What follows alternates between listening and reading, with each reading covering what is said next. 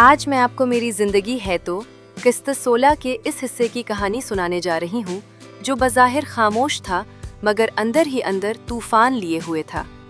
ये किस्त हमें दिखाती है कि जब सब कुछ ठीक लगने लगता है तब असल आजमाइश शुरू होती है।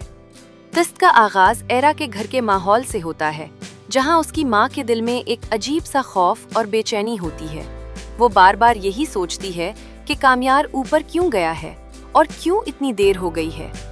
माँ का दिल आखिर माँ का दिल होता है, चाहे बेटी कितनी ही समझदार क्यों ना हो। वो कहती है कि अगर 5 मिनट में नीचे ना आए तो वो खुद ऊपर चली जाएगी। बहन समझाने की कोशिश करती है कि कामयार कोई दरिंदा नहीं, बस बात करने गया है, मगर माँ के दिल में जो खदशात बैठ जाएं, वो अल्फाज से नहीं निकलते। जब कामयार खुद आकर बड़े सलीके और अदब से बात करता है तो माँ का गुस्सा लम्हों में नरम पड़ जाता है। वो बहुत एहतराम से कहता है कि एरा पहले भी आपकी बेटी थी और हमेशा रहेगी, चाहे वो उसकी बीवी बने या ना बने। यही बात माँ के दिल को छू जाती है।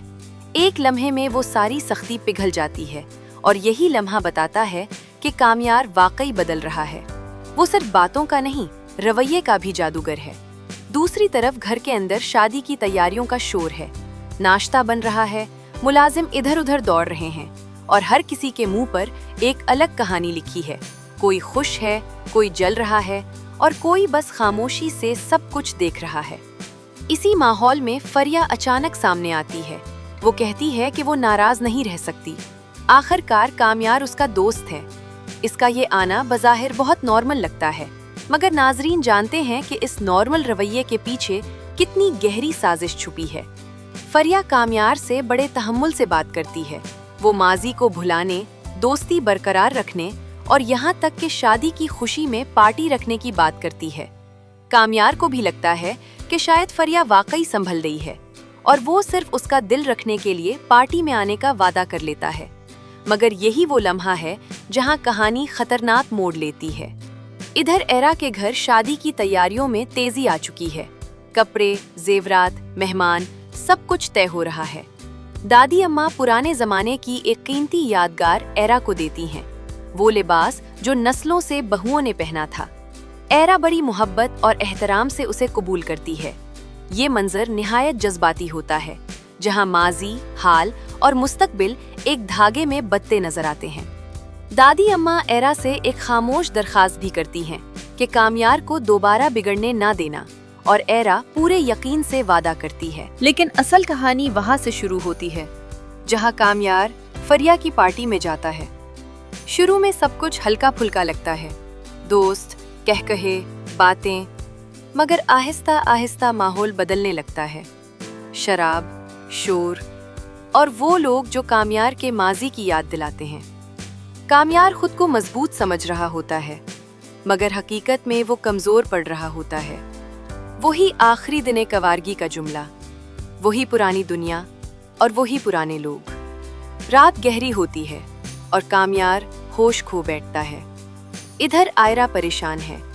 कामयार फोन नहीं उठा रहा, ना मैसेज का जवाब दे रहा है। इसके दिल में अजीब सी बेचैनी है जो वो छुपाने की कोशिश करती है, मगर माँ सब समझ जाती है। वो आयरा को तसल्ली देती है, मगर खुद भी अंदर से घबरा रही होती है। इसी रात एक अजीब और चौंका देने वाला मंजर सामने आता है, जब कामयार नशे की हालत में आयरा के घर पहुंच जाता है। दरवाजे पर खड़ा होकर वो ऐसी बातें करता है जो दिल दहला देती हैं। वो हंस रहा है, उलझी हुई बातें कर रहा है और ये तक नहीं जानता कि वो कहाँ है। आयरा के वालिद, एक बावकार और समझदार इंसान, इसे संभालने की कोशिश करते हैं। वो उसे अंदर बिठाते हैं, गाड़ी की चाबियां लेते हैं और खुद उसे घर छोड़ने का फैसला करते हैं। ये वो लम्हा है जहां नाजरीन के दिल डूब जाते हैं। रास्ते में कामयार की गुफ्तगू, उसके सवाल, उसकी हालत, सब कुछ एक सवाल छोड़ जाता है। क्या वाकई वो बदल चुका था या ये सब सिर्फ एक आर्जी नकाब था? ये किस्त हमें ये दिखाकर खत्म होती है कि जब सब कुछ ठीक लगने लगता है तब एक गलत कदम पूरी कहानी को हिला कर रख सकता है। फरिया की खामोशी, कामयार की लग्जिश और आयरा की लाइल्मी, सब कुछ आने वाले तूफान का इशारा है। ये किस्त हमें सिखाती है कि एतमाद टूटने में एक लम्हा लगता है, और उसे बचाने में पूरी जिंदगी। अब सवाल ये है, क्या आयरा को इस रात की हकीकत मालूम हो पाएगी? और क्या कामयार वाकई इस एतमाद के काबिल है? मिलते हैं अगली किस्त की कहानी के साथ।